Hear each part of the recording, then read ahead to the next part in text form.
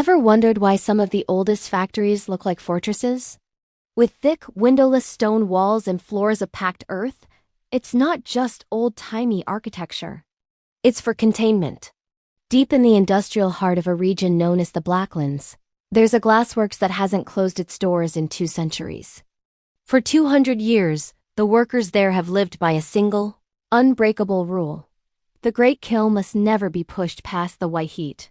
This simple instruction has been passed down through generations of soot-stained men, a solemn warning that the fire inside isn't just a chemical reaction. It's something else. It's hungry. But we live in a world that always wants more, faster. A world where old-fashioned warnings are often seen as inefficient roadblocks to progress. And that's where our story begins, with a foreman named Miller. Miller was a modern man, ambitious and driven. He saw the ancient superstitions of his predecessors as a direct obstacle to his year-end bonus.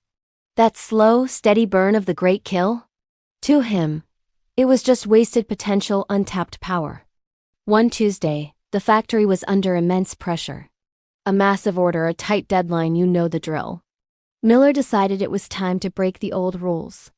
He strode onto the factory floor and ordered the air blowers to be opened to full capacity. The head stoker, a man who attended the kiln his entire life, begged him to reconsider, his voice trembling. Miller just brushed him off. He ignored the way the huge iron doors of the furnace began to groan, a sound less like metal expanding and more like teeth grinding in anticipation. He chose disobedience because he believed he was smarter than the ancient fear that had built the very walls around them. He was wrong. The fire reacted instantly. It didn't just get hotter. It transformed. The flames erupted into a blinding, predatory white. The roar of the furnace shifted into a rhythmic, pulsing thud, like the heartbeat of something enormous that had been fasting for a century. But the first consequence wasn't the fire breaking out. It was the fire reaching in. The men standing closest to the kiln didn't even have time to scream. They didn't burn. They simply evaporated.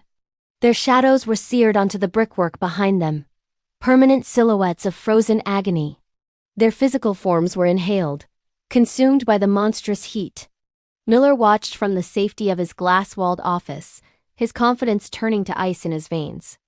He saw the white-hot light begin to leak through the keyholes, through the tiny gaps around the rivets in the kiln's doors. It was like the furnace was breathing.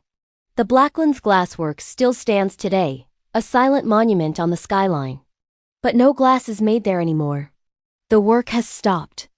If you happen to walk past it late at night, you might see a strange, violet light bleeding from the cracks in the old stone walls.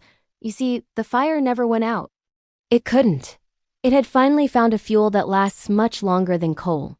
The endless, burning ambition of men who think they can control what they ignite.